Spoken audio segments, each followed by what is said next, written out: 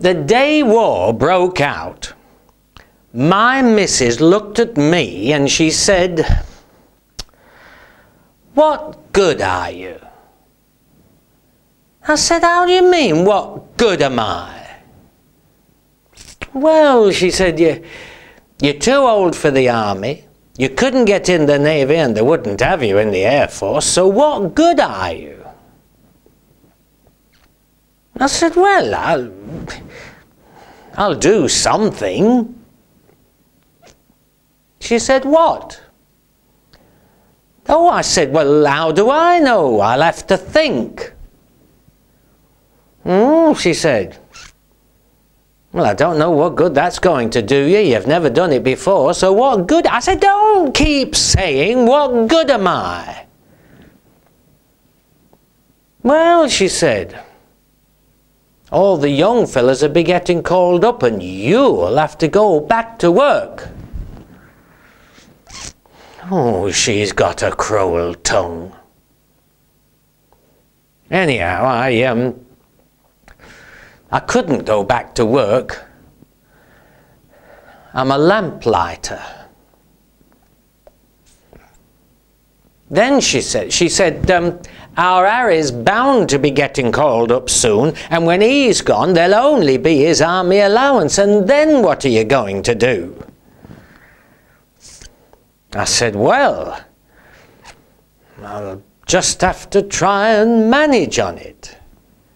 She said, "You'll have to try, but what about me?"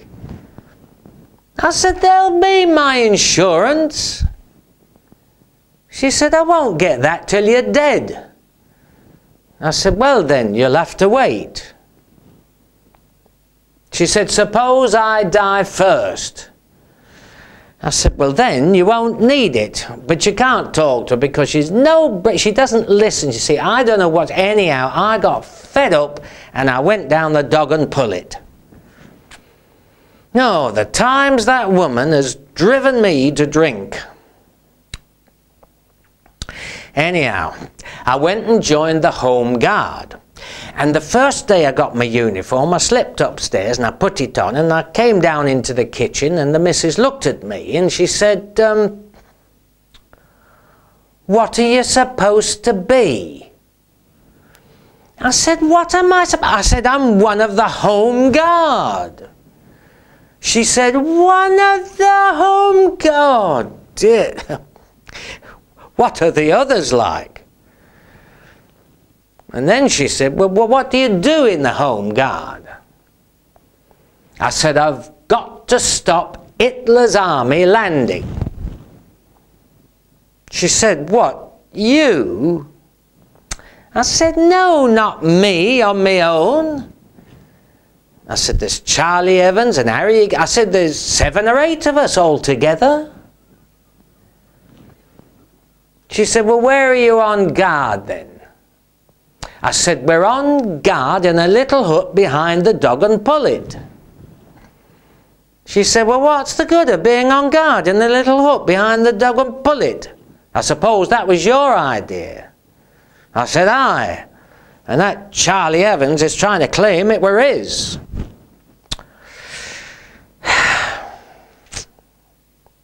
We've joined for the duration, by the way. Oh, yes. That's unless it finishes before, of course.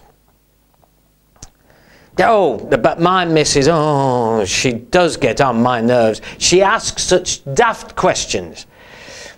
I mean, only this morning she said to me, she said, "What are you supposed to be guarding anyway?" I said, "Oh, now don't start all that again." I said, "We're guarding the British Isles. We're guarding all the men, women and children. Millions of them. And you." She said, "Oh,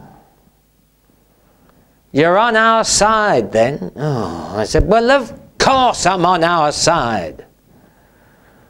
Oh, she said, "Well, I think we'd be better off if you were on the other side." And then she said to me, she said, "Do you do you know this Hitler?